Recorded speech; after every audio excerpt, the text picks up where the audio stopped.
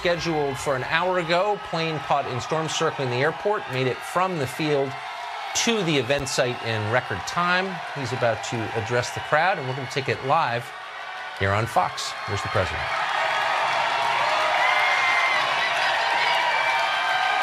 Hello, everyone. Hi. Hi, everybody.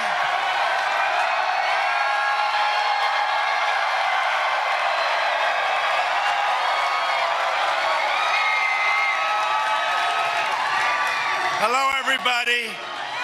It was a little rocky up in the sky tonight, I have to be honest. They said, "Sir, would you mind going back?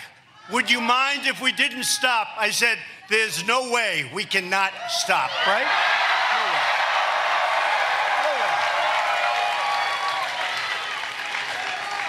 No, we're not going to do that. We're not going to do that for a man named Henry McMaster. We're not going to do that. I wouldn't have the courage to call Henry. Henry, I said I was coming, but I'm only kidding. It's raining out real bad, and we're not showing up. I wouldn't do it for you. So thank you very much, everybody. Thank you.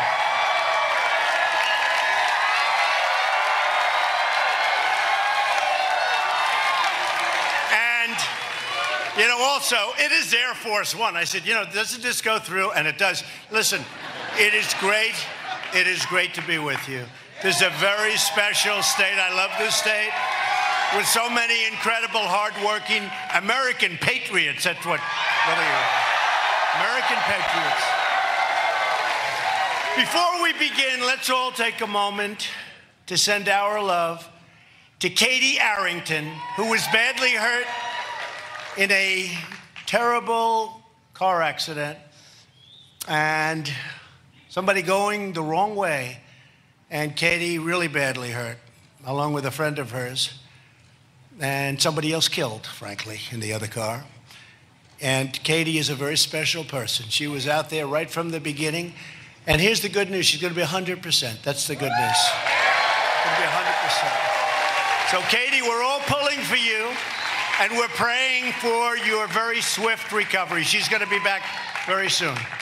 And she was with us. Boy, she was out there campaigning against the guy I've never liked too much.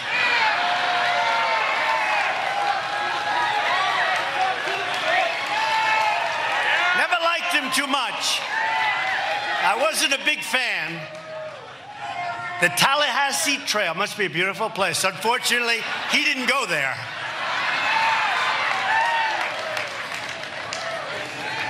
So I want to thank all of our South Carolina GOP leaders in attendance. We have a man who has become a friend of mine. It's shocking, isn't it? It's shocking. We went at it. And he said, "I'll defeat him in South Carolina." I said, "I don't think so. I don't think so." But I'll tell you what, he has become a friend, and he's a good man. Lindsey Graham. Lindsey.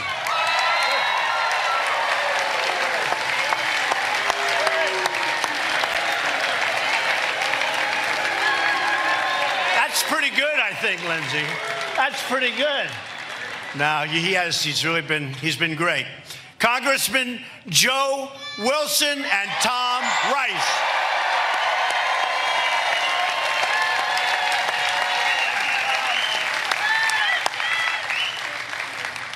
South Carolina Attorney General, a very close personal relationship to Joe, Alan Wilson.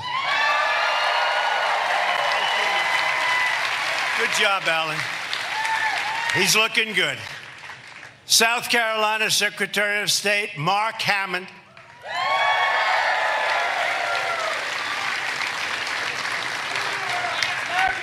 Thank you, Mark. And candidate for Lieutenant Governor, Pamela Abbott. Pamela. Thanks, Pamela. And finally, the person we're all here for today, a man who truly was with me from the beginning. There was no doubt about it. He was there right from the beginning. We won the state of South Carolina by a lot, both in the primaries both in the primaries and in the general election. We won, and we had to run the whole East Coast, and we got South Carolina, and we got North Carolina. We love North Carolina. We got Pennsylvania, and we got Florida. We started off that night. Donald Trump has won the state of Florida, right? And they go, whoa, whoa, they just lost Florida. And you know what they said? Don't worry about it. North Carolina, they said North Carolina is our firewall. South Carolina, we have no chance, but North Carolina. And so we won South Carolina, thank you very much.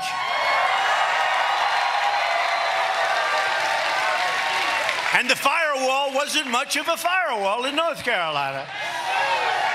So I want to thank the incredible people of South Carolina for everything you've done. And right from day one, when I came down here, Henry McMaster, I said, so why are you with me? He said, because I like what you're saying. I agree. We need strong borders. We're talking about it now, and we have.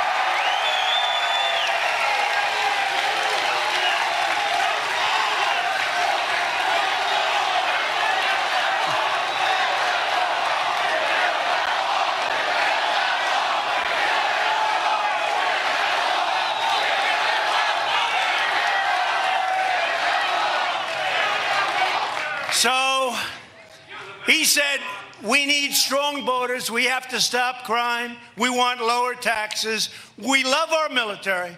We love our vets. And we love our Second Amendment. Other than that, I don't know what he said.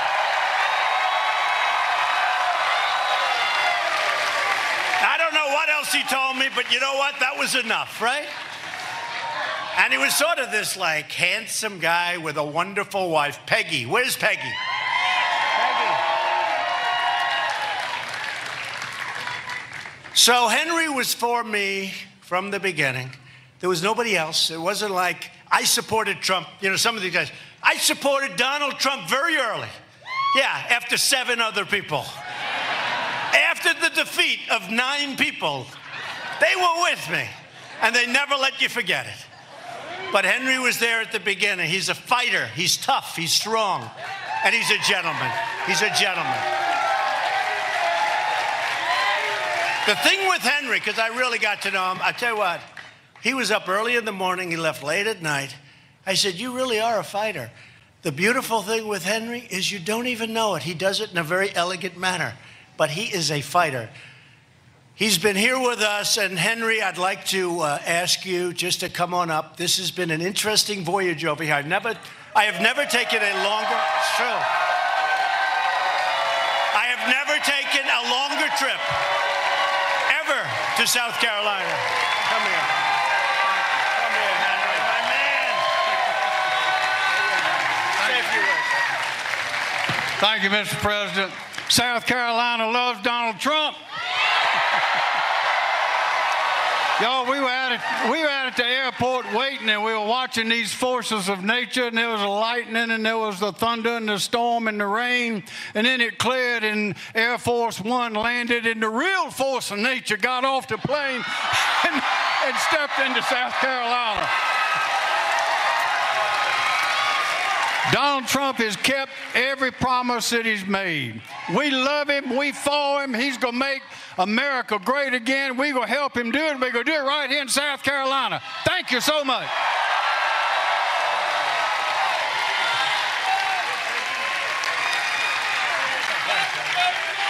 Thank you, Henry.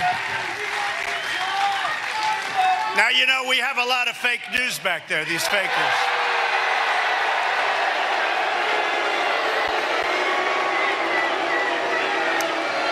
You know that if a horrible thing happened and we weren't lucky enough to have Henry win, you know they won't talk about that. They will say Donald Trump suffered a major, major defeat in the great state of South Carolina. It was a humiliating defeat for Donald Trump. So please get your asses out tomorrow and vote.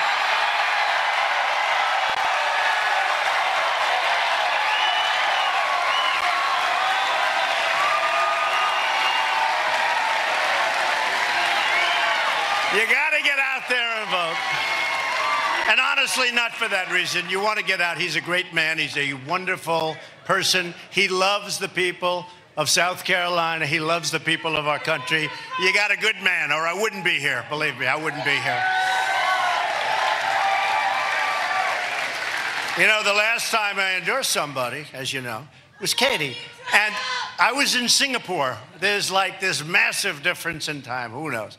I said, let me ask you, we have a situation that's very interesting. I'm turning on the television and I see the race and I say, what time is it right now in South Carolina? They said, sir, it's almost 4 o'clock. I said, oh, I've got to endorse Katie. I said, how many hours are left? They said, like 3.5. I say, maybe I shouldn't do it because I won't have enough. And what happened, I did. I said, I don't care. I can't stand that guy. I don't care. I don't care. And I like her. She was another one right from the beginning. She didn't talk about other people, right? So I said, I don't care. So we had like 3 hours, 3.5 hours left, something. I'm just lifting off from Singapore, far away. It was a 22-hour flight. You think that's fun? That's not even fun in Air Force One, okay? 20. When are we landing? Sir, we're almost there. 7 more hours. Oh, good. When they tell you you're almost there, you only have 7 hours left. And by the way, we had a great success. North Korea. Chairman Kim. Great, great success.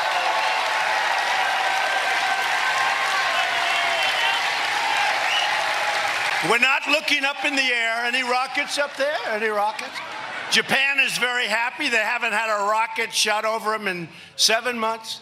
There's been no rocket tests. There's been no nuclear tests. There's been no ballistic missiles. They've blown up their site. Today, it got no coverage because fake news doesn't cover it. But today, look at all those fake newsers back there. Look at all. Well, that's a lot. That's a lot of people. That's a lot of people.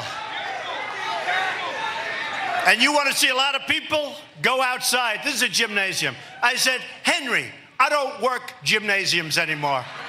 He said, please. I said, okay, I'll be there. Go outside and take a look outside. You won't believe what's going on out there. So you people understand real estate well. But we have a call, and I had numerous calls with Prime Minister Abe. So happy for the people of Japan. They're happy for the people of China. They're happy for the people, especially of South Korea. And we're happy. And you know what? We did something that was wonderful. And the world is soon going to be, and right now it is already, we have good chemistry, but the world is going to be a much safer place. And North Korea is going to be a much better place. So it was really something that was good. Really something. And they've agreed to denuclearization. They've agreed to no more testing, no more this. They agreed, by the way, we got our hostages back. I got them back even before we left. We're getting the remains of our great heroes back.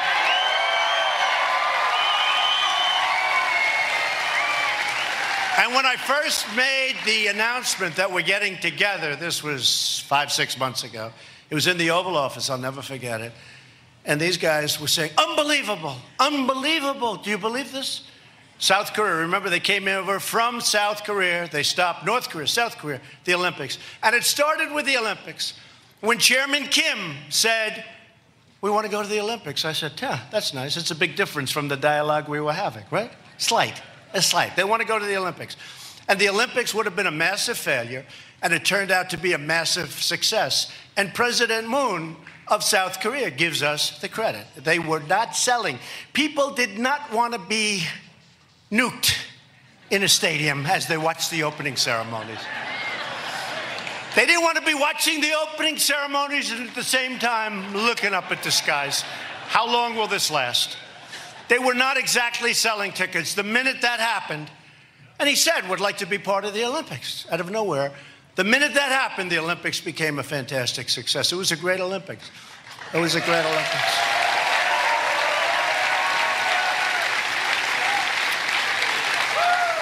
And we now have a good chemistry. We have a good chemistry. And I think it's going to work out, and it's a period of time. It takes a while. It takes a long time. Not easy. Not easy. They've been doing this for many, many decades, and not that easy. But they took down signs, anti-United States signs all over North Korea. They're down. They took them down. Anti-U.S. signs. Like I put up anti-media signs all over the place.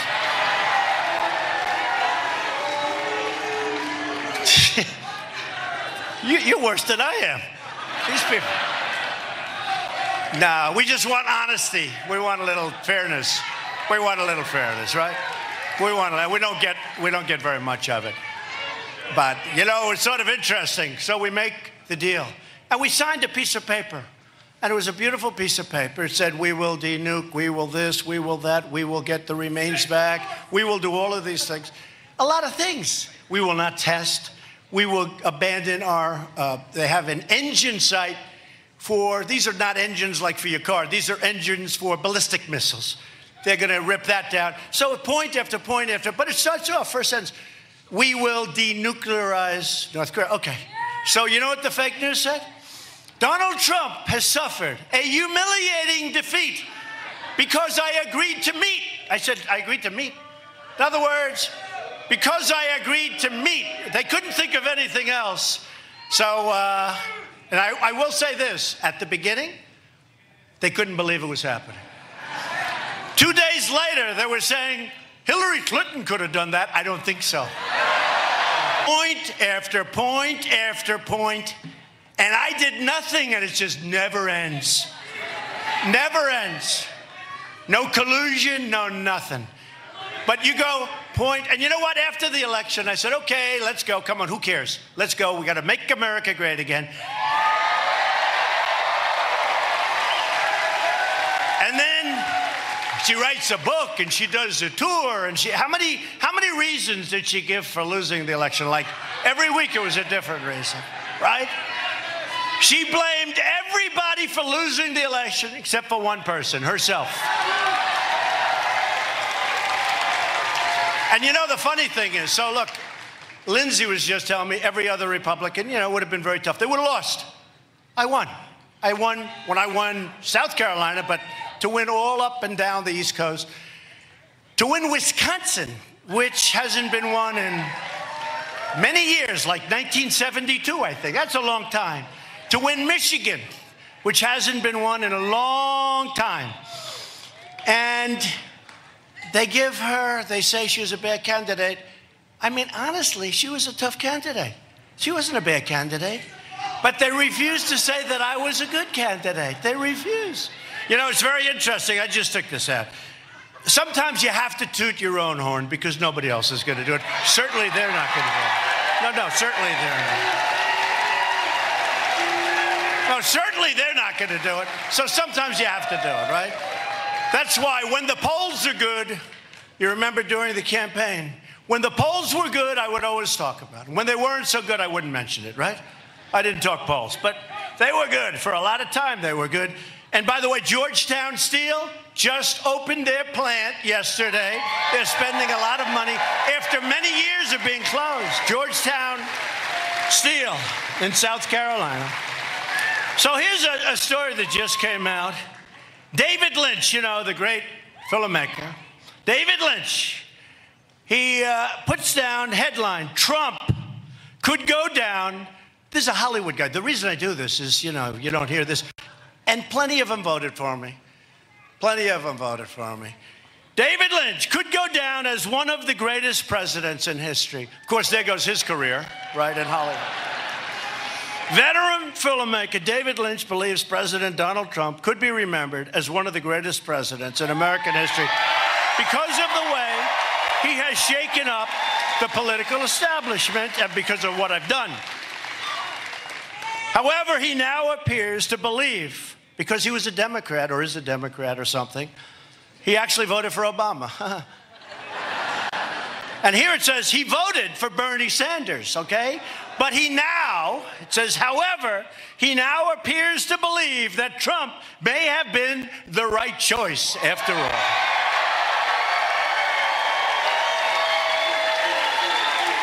He goes on to say that Trump could go down as one of the greatest presidents in history because he has disrupted this thing so much. No one has been able to counter this guy in an intelligent way. And by the way, you know, they call them the elites, right? The elites. You know what you are? You're the super elites. I'm changing titles. I'm changing. I'm changing. No. Look at everybody here makes money, works hard, pays taxes, does a great job. You're smarter, you're better, you're more loyal. We have the greatest base in the history of politics. We do.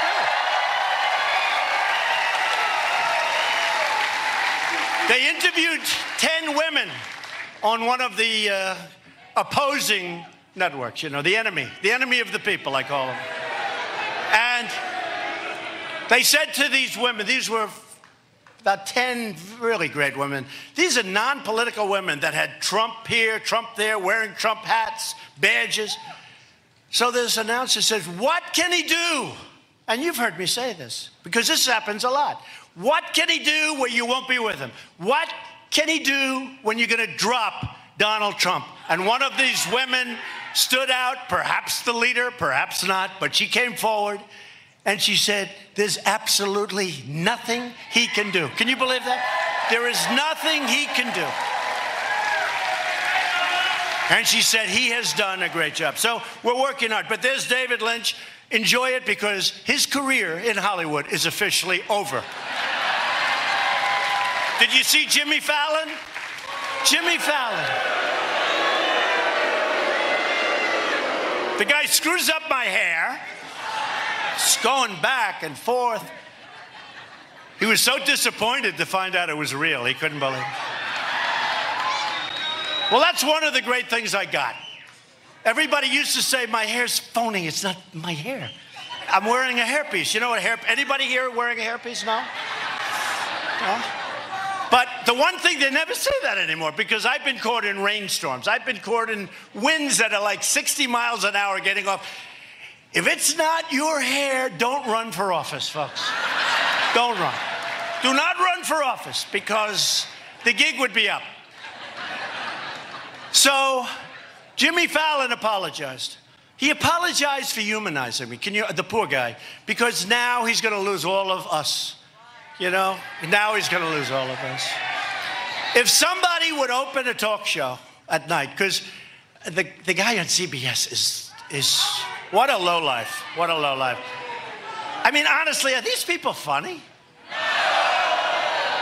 And I can laugh at myself. Frankly, if I couldn't, I'd be in big trouble. But there's no talent. They're not like talented people. Johnny Carlson was talented. Some of these guys, no, seriously. I mean, this guy on CBS has no talent. Jimmy Kimmel would meet me before the election. I'm telling you, true story. I don't even think you'd deny it. No talent. But I'd go to a studio to do a shot, you know, to do a thing. He would stand outside on the sidewalk waiting for me. Oh, here he comes, Donald Trump. Oh, he opens my door.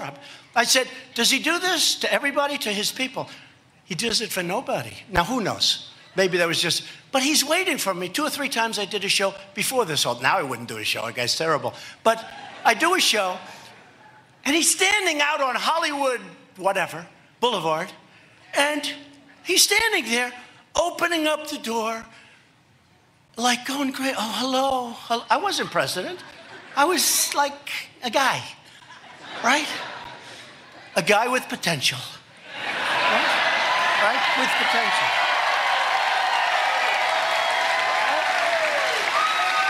And he's there. Here he is. Oh, sir, how are you? Hi. Oh, so thank you so much for doing it. And I always got higher ratings than other people, so that was always good. But Jimmy Fallon calls me up, and he's like a nice guy. He's lost. He looks like a lost soul, right? He gets out there, hey, hi, oh. But you know what? He's a nice guy. I agreed to do a show, and because I guess I was running at that time, I think I was running, he got tremendous ratings on that show. Killed everybody, right? He should be thankful. He shouldn't be upset and angry. when you apologize because you got somebody else that didn't go on the other shows, you know? So I go on the show, I agree, do whatever you want with my hair. Go ahead, let's go. And he did, and that was it. You walk off, like, what is it, a year and a half, 2 years later, he's now apologizing because he humanized me. And he really hurt himself. So I said, Jimmy, you called me up after the show, and you said, thank you for the incredible, you called them monster ratings. They were very big ratings. I said, thank you, Jimmy, that's very nice. I said, don't hurt yourself by apologizing. So I said to him today on social media, I said, Jimmy, be a man, just relax, just relax. It's incredible. But if somebody, instead of these guys said, CBS, NBC, I made a fortune for NBC on The Apprentice. They treat me horribly. I think they're worse, actually, than CNN. I think NBC, and they wanted to renew my contract. They wanted to renew my contract, and they were doing everything. They had, the top man at Comcast came up to see me in my office with a whole group of people. Please, please renew your contract for The Apprentice. I said, that's what I knew I was going to run, because I turned it down. You know, it's a primetime show, doing well, 14 seasons, did great. Hey, Arnold Schwarzenegger, big movie star, took my place. It bombed in about 2 shows. It was over. It actually bombed in 1 show. It was so bad, they didn't believe it, so they let it go a little bit longer. So, and the one who knew it was my wife, my wife. She said, you know,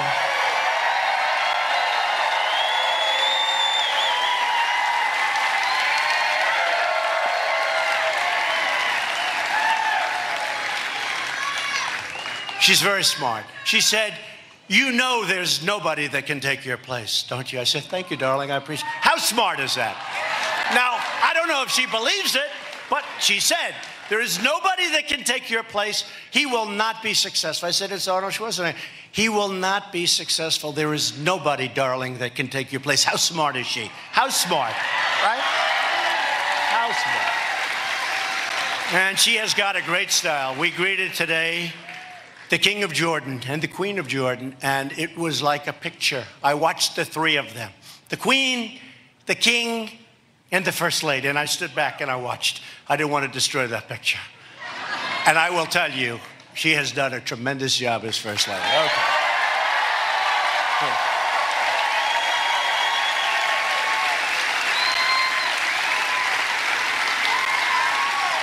And you know, she had an operation a few weeks ago. Kidney operation, and she's going to be great. She's fine. But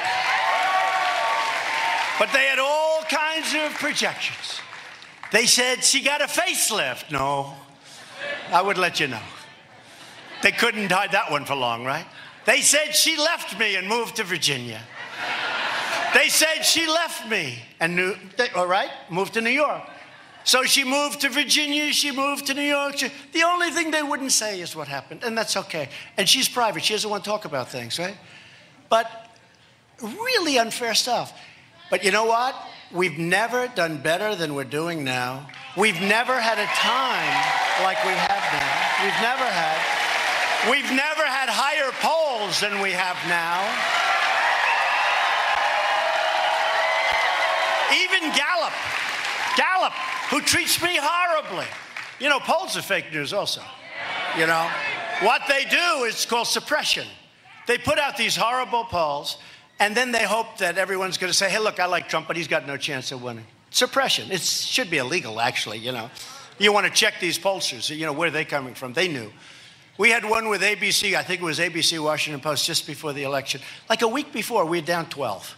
Now, if you're down 12, okay, if you're down 12, it's over. If the polls are real. But I said, it can't be real. We just went to Michigan. We had 30,000 people. We just went to other places. Excuse me. We went to South Carolina, but I didn't come here that often. You know why? Because we were leading by a lot. So I said, if you don't mind, do you mind if I don't come back here? I'm going to go to places like that we have it a little bit closer. And nobody said, don't worry about it. They said, you stay out of here, Mr. President. Almost to be Mr. President. But it really has been an incredible journey for all of us. We are the super elite. We are the super elite. It is true. We are. And we're going to call ourselves that. I said the other day, because as you saw my last speech, it's in Minnesota, great place, unbelievable crowd. It seated 9,000, and they had 15 or 20,000 people outside, couldn't get it. It was incredible. Just like you have a lot of people outside, you just can't. If I ever come into an arena and it's got empty seats, I think that's the end. I don't know how I'll be able to take it, right? I don't know. Henry, what am I going to do if that happens? I don't think we'll be able to take it, but it's not going to happen. Because remember what I said, we're going to start winning again. We're winning. We're winning now. Like we haven't won before. Like we have not won before. We're winning with our military. Our military is now being built up like you wouldn't believe. We're winning with our military. We're winning on trade.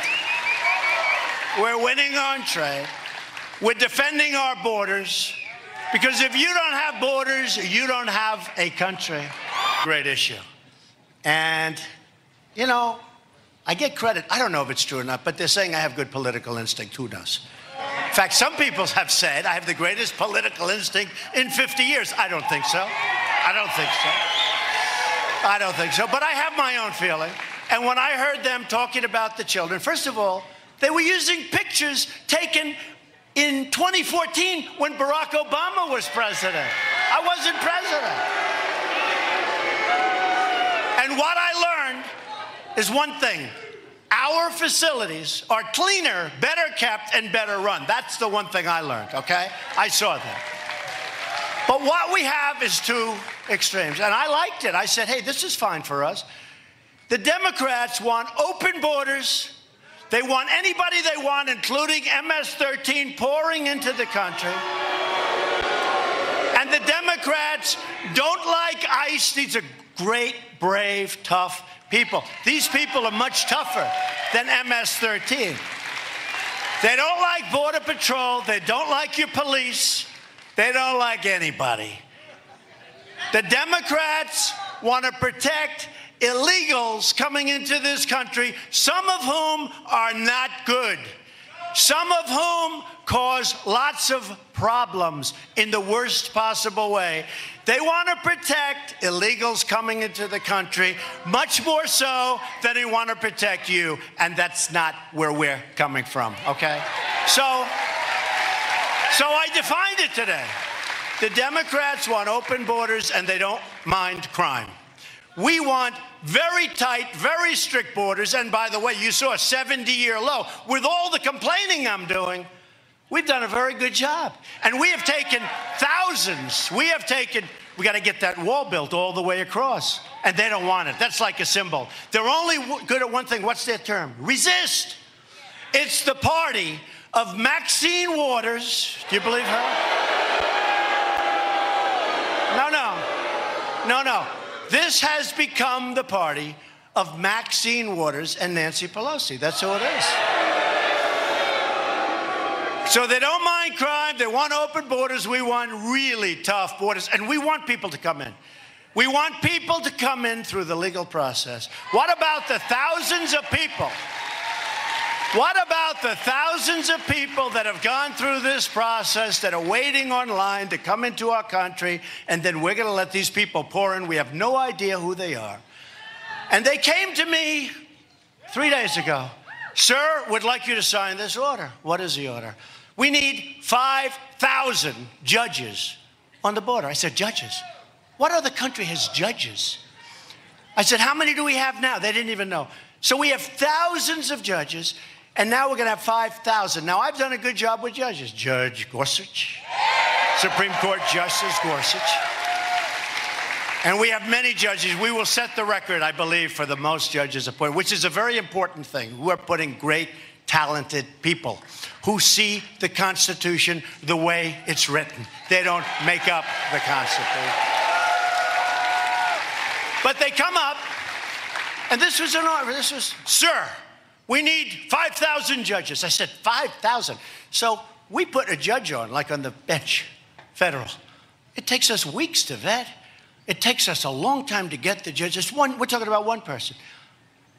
Here they want 5,000. I said, where are you going to find 5,000 people to be judges? How many do we have now? I don't know the number. They don't even know the number, even though they're in charge, okay? Nobody knows the number. We have thousands of judges already. So if a person comes into our country, steps 1 foot, they take their name, they bring them to court, they then release them, they go into the country, you never see them again. It's the craziest thing I've ever seen. So I said today, I don't want judges. I want ICE and Border Patrol agents. That's what I want. That's all. And we want to tell people, I'm sorry, you're coming into the country illegally. We don't want you in the country. That's it. It's now over. Do you know that I heard a number today, which is hard to believe? We have 700,000 people waiting to go on trial. 700. This isn't from Trump. It was a disaster for Bush, although we very much appreciated Laura Bush's lovely letter. It was a disaster for Bush. It was a disaster for Obama. In fact, the head of his homeland was on over the weekend, and he was very honest about it. He said it was a tough thing. It was a tough time for them. But we're going to straighten it out. Hey, look, I got a bad hand. I got the job, and trade deals were bad. How bad were trade deals? Trade deals were bad. North Korea, they thought they were going to war. You go to war with North Korea, you're going to lose anywhere from 30 to 50 million people. Seoul is a city with 28 million people. 28 million people. So you go to war, you're going to lose 30, 40, 50, who knows? Millions of people. And I'm not even talking about nuclear. They have thousands of cannons aimed right at Seoul. And I said, I'm telling you, before I took over this office, there was a really good chance that we were going to war with North Korea.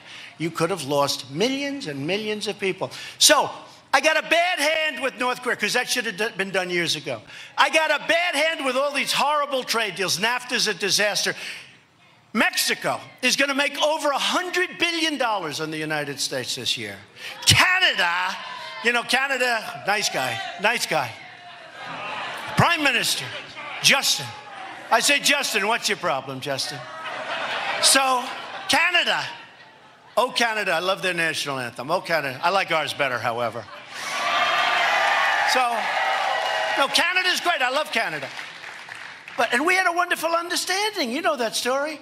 We hugged, we kissed, everybody was happy. I made some changes in this ridiculous thing that everybody agreed to sign. It was meaningless, but I made some changes.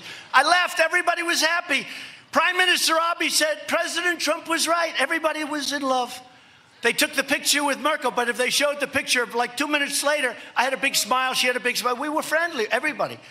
I get onto Air Force One, and he doesn't understand that Air Force One has 22 televisions.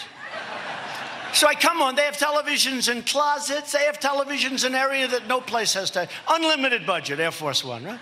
So I get onto the plane, and I see Justin Trudeau, Prime Minister of Canada, saying, Canada will not be bullied by the United States. I said, what are we doing here?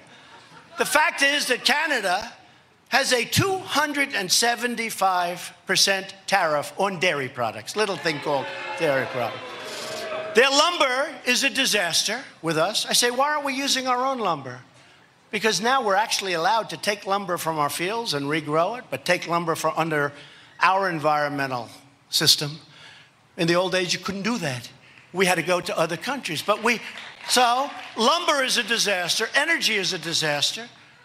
And, I see Justin saying, we fought World War I together. We fought World War II together. That's true. We love Canada. But Canada's charging almost 300% tariffs on dairy products and many other things. It's all working out great. It's all working out great. And I said, look, if you want to do that, we're going to put a little tariff on your cars coming in. Cars are the biggie. Cars are the biggie. European Union, we lost $151 billion last year with the European Union. Sounds nice. Many of us originally came from somewhere in the European Union. I had two parents, European Union. So it sounds wonderful. Our country lost $151 billion. They send the Mercedes, they send BMWs, they send everything. We tax them practically nothing.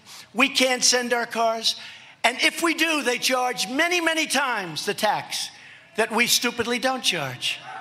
So I told them, here's what we're going to do. We're going to charge a tariff on steel until such time as you straighten out your act and you let us have fair. They don't let our farmers into the European Union. It's very hard. So we have farmers that want to sell. You don't hear these stories. This is why. With these people, they don't tell you these stories. The European Union has what they call trade barriers.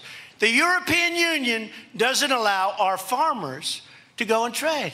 It's very hard for them to go trade. And if they do, it's very expensive. Same like Canada. Essentially, when you're paying a 275% tax, and now I'm understanding it's higher, but at 275, that's essentially a trade barrier. You can't trade. How can we trade? We can't pay that kind of a tax. So I want the barriers taken down. I want our farmers to be able to trade. I want to be able to sell cars in there just like they sell cars in here. And it's all going to work out. It's all going to work out. Remember this. Remember this. It's all going to work out. Because we're the piggy bank that they like to take from. Whether it's military protection, you look at NATO.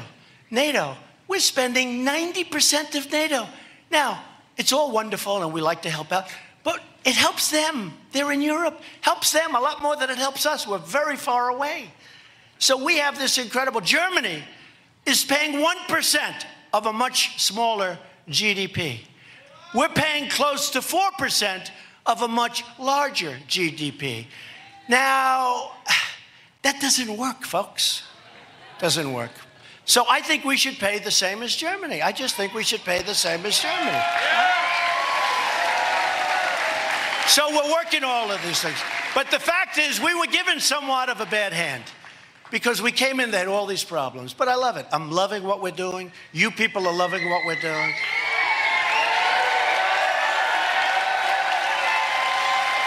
We have the great Peter Navarro.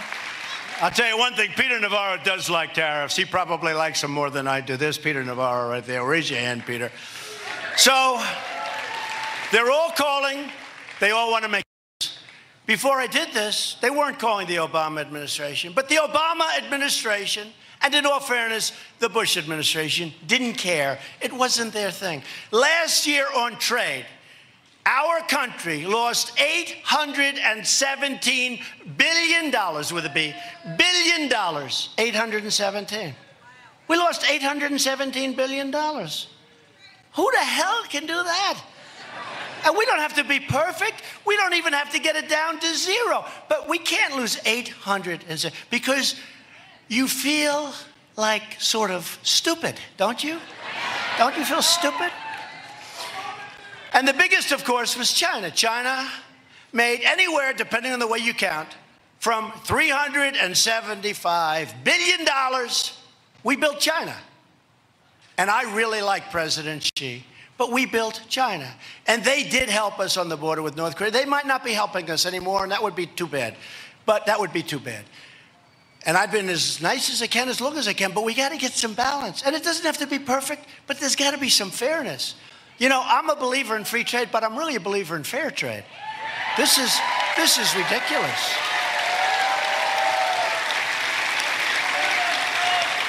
And I said to a man in China, how did it get so bad? Because they know their gig is up. How did it get so bad? And remember this, you know, we've picked up, since I got elected, we've picked up tremendous worth. We picked up anywhere from 9 to 7 to 7 to 9 trillion dollars. We're almost twice the size of China's economy. Nobody knows that. Nobody knows that. Nobody knows. So I said, how did it get so bad? He said, well, what happened is we would put on a tax on cars. You know, in China, if you sell a car into China from the United States, they charge you a 25% tax. If China sells a car into the United States, we charge them 2.5%. So it's 2.5% versus 25%. Somehow, I'm looking at this rich guy right over here. That doesn't work too well. Do you agree? That's not a big worker, right? I'll bet you're a very successful guy. I can see it. I can see the eyes, you know. Big success. But that doesn't work too well, sir, does it? And we have many, many cases like that. We have many cases like that. So we're going to straighten it out. And they all want to negotiate. Because they have to negotiate. I mean, honestly, they have to negotiate. It has to happen. It's not like, that's not a threat. It's like the Iran deal was so bad. We paid $150 billion to sign a horrible agreement. We gave $1.8 billion in cash to pick up 4 hostages. They're the wealthiest hostages in the world. They have the highest net worth of any hostage in history.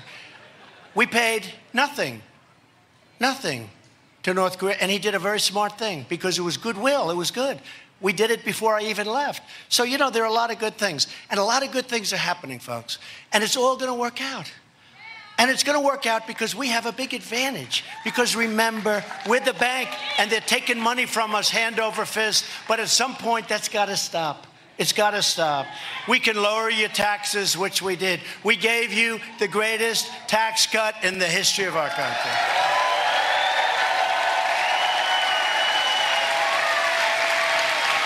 All right?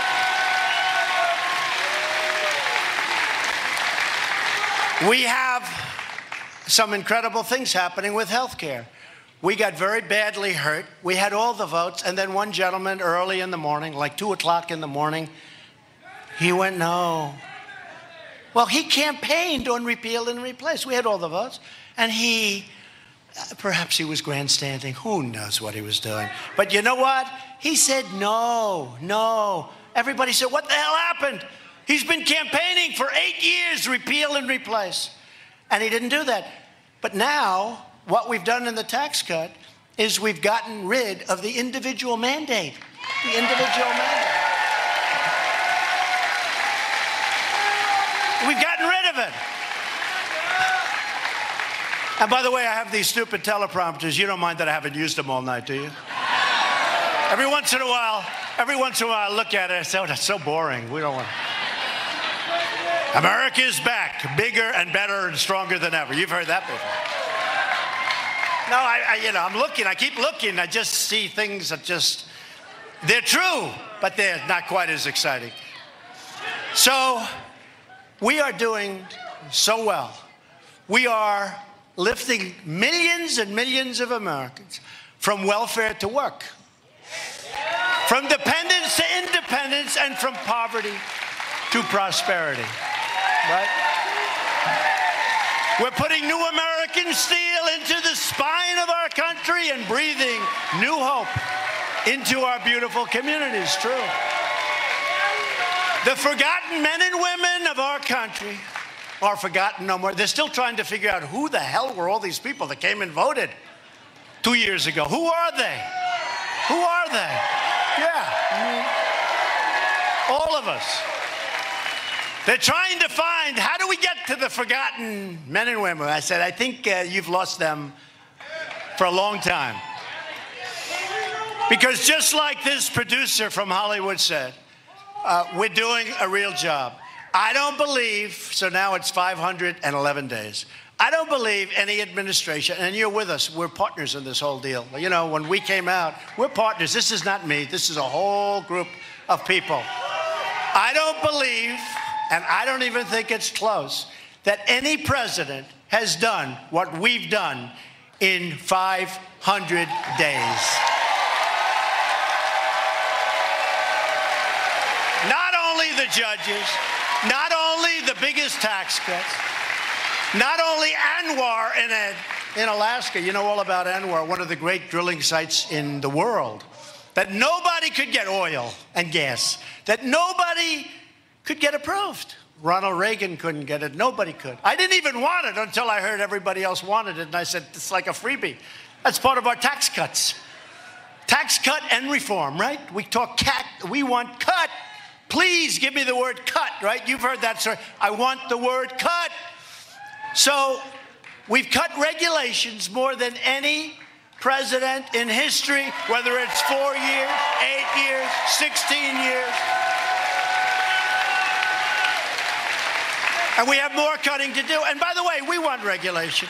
We want crystal clean water. We want beautiful, clean air. We want it more than anybody. And our air and our water now is better than it ever has been. And we're going to keep it that way. It's important. It's very important.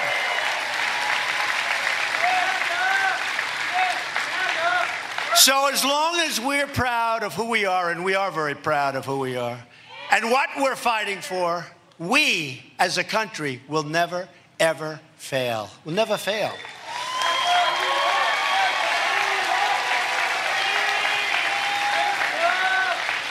We have 3.4 million new jobs since Election Day. If I would have said during the campaign that I was going to create 3.4 million new jobs, that countries, and you have no idea what we're going through, countries are trying to hold back their companies that used to be our companies from leaving and moving back to the United States. We have companies, Chrysler, so many companies coming back into the United States. They want to be where the action is, not only because of the tax cuts, but for a lot of other reasons, including, frankly, those regulation cuts. But we have more jobs. We have higher stats. The manufacturers of the United States voted. They said this is the single most optimism that manufacturers in this country have ever had. Small business owners, the same thing. It's the most optimistic that they've ever been. They've never been this optimistic. And I'll tell you something. I'd like to take the credit for this, but I can't because it's Henry.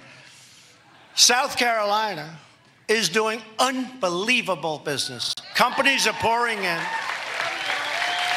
Your jobs are way up. Your numbers are through the roof. You're a real leader all over the country. They're looking at South Carolina. Well, your governor is a man named Henry McMaster. You're doing unbelievable numbers. So I didn't want to say that, Henry. I didn't want to say that, Henry. I wanted to take the credit for myself. But I figured South Carolina would understand, right? But we're standing on the shoulders of true American patriots who put down the railroads, built up the highways, and dug out a thing called the Panama Canal and lost many lives doing it. Mosquitoes lost many, many lives.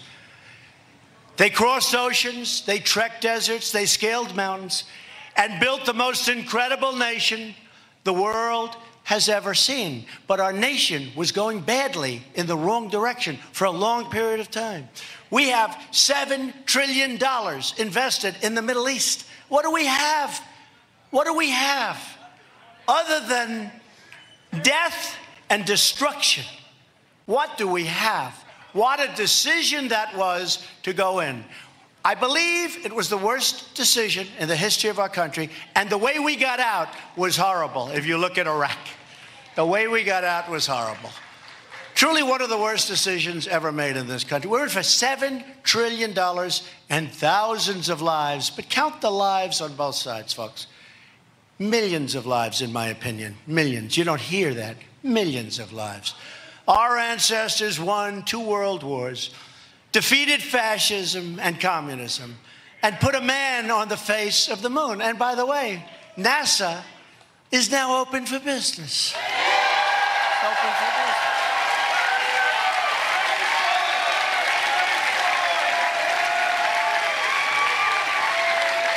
And I put a great man, a wonderful human being, and a great leader, just a friend, Mike Pence, Vice President, in charge. And I had a meeting with Mike and a lot of the people running NASA. And I said, listen, you got rich guys, for whatever reason, they love rockets. We don't have to put up so much money. Let them put up the money and build. And you got all these guys sending rockets all over the place. We'll get the credit. I said, lease them the land, charge them a lot, but let's do it that way. That's a lot better. We're like a landlord. So we're also doing our thing. But we do. You have all these rich guys. I don't know what it is. They love rockets. I said, this is great, because, you know, you can't send rockets up like down the street, right? You can't take the local plot, the local Walmart, the local store, and send a rocket. So we have these incredible big sites that are meant exactly for this, with the gantries, with all of this infrastructure. Much of it hasn't been used in a long time.